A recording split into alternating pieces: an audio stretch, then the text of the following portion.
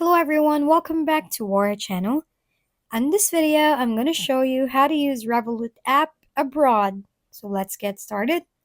When using Revolut for payments abroad, you can make transactions with your physical debit card or virtual card as if you were back home. If you have holdings of the local currency, you simply pay the vendor like a local. If you only have holdings in foreign currency, Revolut will handle the currency exchange using the real exchange rate. For example, if you have USD holdings on Revolut and spend while in the Europe, then your dollars will be converted to euros at the point of sale.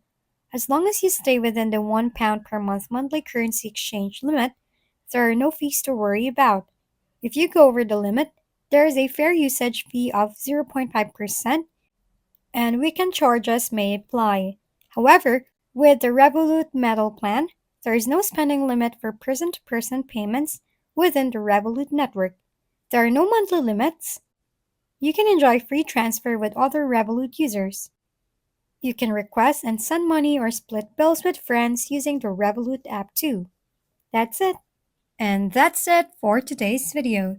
This has been your go-to channel for gaming content, Gaming Family. Don't forget to like, subscribe, and leave your comments below. See you on the next videos.